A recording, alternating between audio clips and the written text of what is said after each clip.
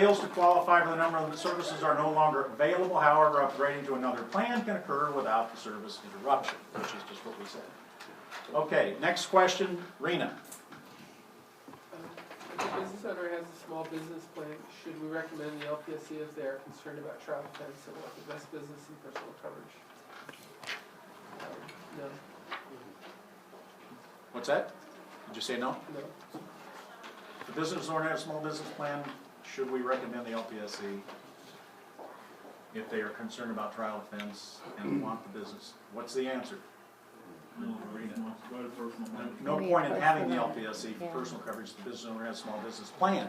Why? Because the small business plan, we've sold the small business plan for the eligibility and the reasons why we've provided that coverage. We don't add an LPSC because we're duplicating what? The business. Business coverage. And so we get the personal coverage, so how would we cover the personal exposure? So added Right, the 1995 plan. Yes, sir. There is one exception. Yeah. When the business owner and the spouse has a different business, it is self-employed. Or when the same business owner does. I had Heartland Benefits Group under one LLC and myself under a sole proprietorship with Legal Shield. And there I can have an LPSC and a business. And a business owner plan. Two separate. Nobody heard what Steve said. It's okay. Separate entities. We can have an LPSC and a DOLS. Okay, let's keep going. Compensation plan.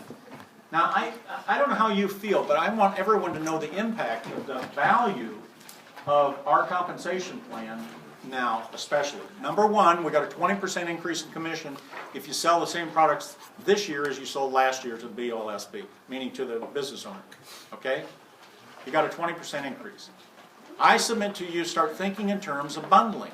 If we do a good job of servicing that account, we'll keep that account. You can sell, and this is just me, bear with me, this is opinion. I think I can get a business owner to see the value of a business plan faster than I can get him to see a value of a personal plan. Why would I say that? Business is always on his mind, first and foremost. Is his business or her business just like another spouse practically, right? Or an appendage, right? So it's real important to see the value here. And for those of you, I don't know, Joe didn't, he and I didn't talk about this, but think in terms of being selective. Look around in this room and see the people that we have. We've had very professional people in this room. And you could bring them into the business much easier than you could a year ago. Not only do you know the product better or well, but you've got more to offer.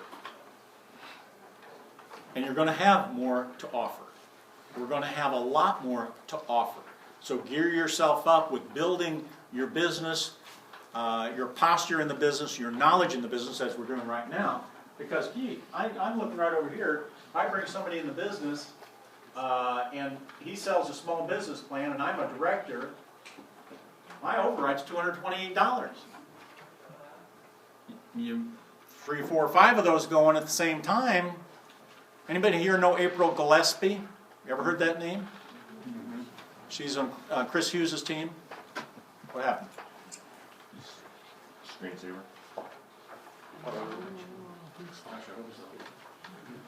Okay. She has 12, she's a new ED, and she's in Ohio. He has erectile dysfunction? Where did that go from? You said she was an ED. Oh!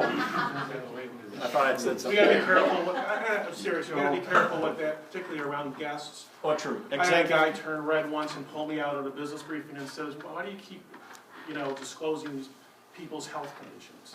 Are you talking about ED? Because people were talking ED about is executive going director. I ED. hope most of you guys understand that. So I wanna make sure that they do. Well, yes, absolutely. And you can get in some embarrassing situations.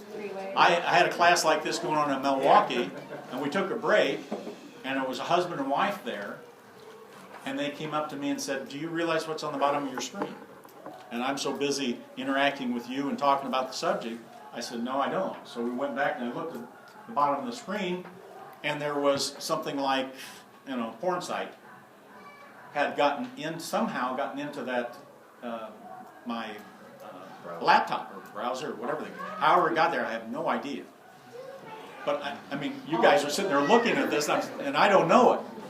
So as you're talking about ED, Executive Director, we live, die, and quit by acronyms. So, sorry, but my point is that there's lots of people out there that are professionals. I just brought a college professor on with a doctorate degree. It's not my wife either. I brought a CPA on that's kicking butt, and she's working her tail end off, Jan Sitwinski, and she's a CPA. I mean, we can really attract professional people in this business because they get it. They understand what we're doing for the business owner. So this is a great opportunity for all of you, and that's the point I want to make. Yes, Al, what? I'd like to just make one point. You mentioned as far as the 20% increase, it's based on the increase of the premium. The commission structure itself has not changed, to my knowledge. The premium has increased, thereby giving you extra commissions on the increased premium. So what? Everybody understand what I'm saying? Okay. Parking lot? Parking lot. I get that from the back. We'll talk about that because it is an increase in commission. Okay. Now, this is a little bit better view of it. This residual income is real important to remember after the sale. You can build a tremendous income here. I think that's why Joe Campana and I and the rest of these people have been in here so long, because they know what that'll do. And it doesn't show the junior associate, but the junior associate makes $110 off a small business plan. That's about twice what they make off a personal plan. 60% higher commissions on the BOLSP than it is on a personal plan with identity theft attached. Sorry, guys. Okay. Marketing the plans. Let's talk about marketing the plans here. We're going to describe the various prospect methods, discuss the types and advantages of networking, discuss the types and advantages of referrals, and describe a center of influence. What's a center of influence, Steve? Chuck. Chuck is a center of influence? Absolutely. Okay, could you describe him so the audience... Insurance agent. He's an insurance agent. He knows a lot of people, right? He's a center of influence. And we need to connect with them in our networking groups over and over and over. CPAs are good. Insurance agents are good. Financial advisor. Financial advisors, mortgage brokers, realtors, accountants, CPAs, as I already said. Banker. Bankers are great opportunities. Spend your time, invest your time there, and you'll get a lot of business referred to you.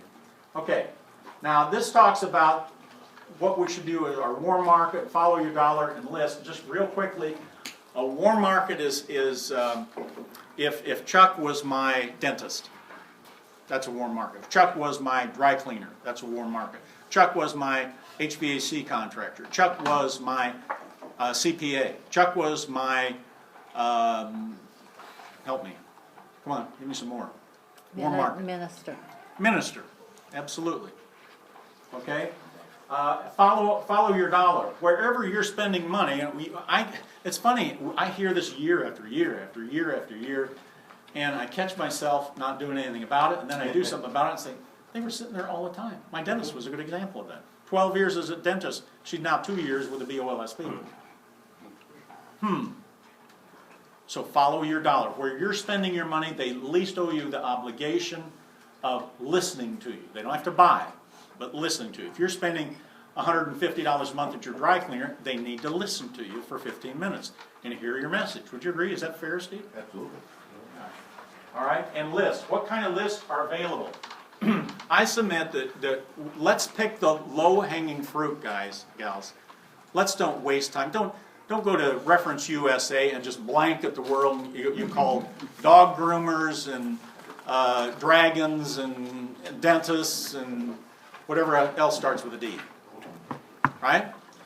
Let's isolate that. With Reference USA, you can qualify, reduce down to a very specific group of how many have, I want 10 people in this area that are HVAC contractors with less than 8 employees that have been in business more than 5 years.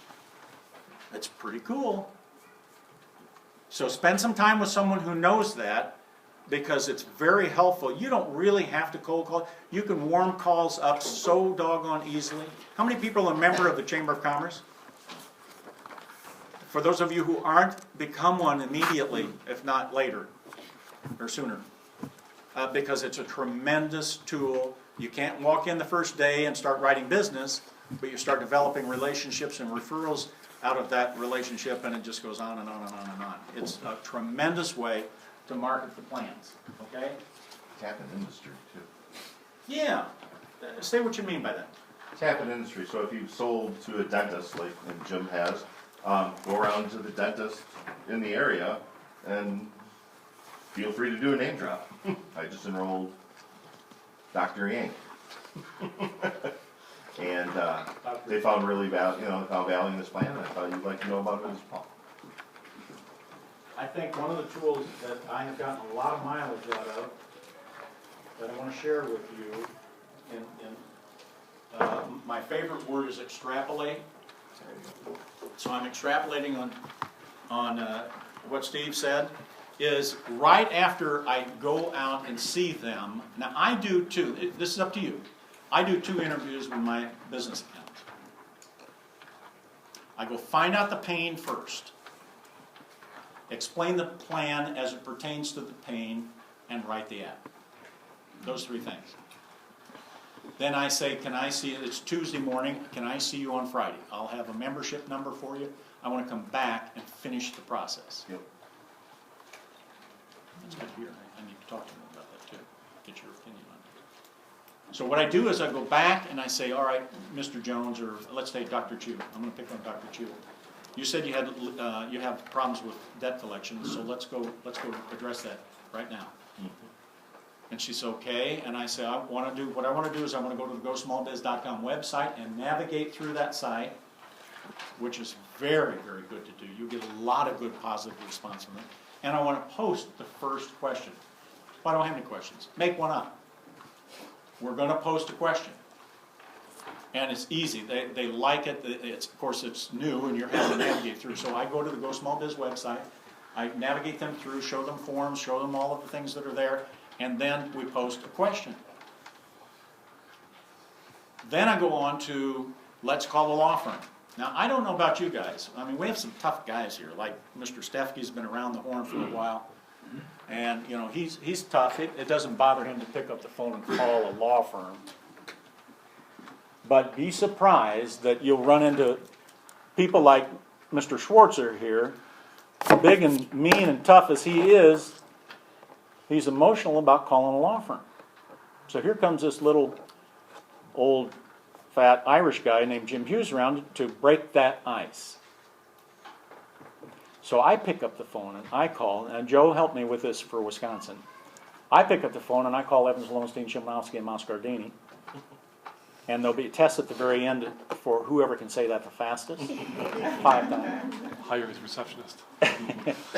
And I call him and say, this is Jim Hughes. I'm an associate with Legal Shield. I have our new client, Mr. Schwartzer here.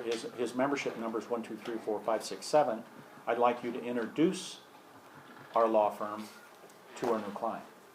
And I hand them the phone. I don't stay in the call. Can't do that from a legal standpoint. You can't be in that call. And I hand it to it, and they have a script that is magnificent. And go through, and they welcome them to the law firm. We get over that hump so easily. And then I leave after I've navigated the website and ask a question and pose a question to the law firm. We got him passed to show him how easy it is to call his law firm that he has on retainer. And he's got a question on the Go Small Biz website that they're going to return in the next 2 days. And the law firm's going to call him back today. That really, really helps. So when I get that first response, and I call Dr. Chu back and say, how was that first debt collection letter you sent out? She says, it was marvelous. I had no idea. And I went back in with her in particular, and she had a stack of letters. She used her 10 immediately and got a testimonial. Dr. Chu, would you write me a testimonial on your debt collection letters? She did. Now, where do I take it? Like Steve was saying, which was really wise, If I'm good at dentists, I really know dentists very well, this leads me to the next dentist. Or I can drop a copy of this in the mail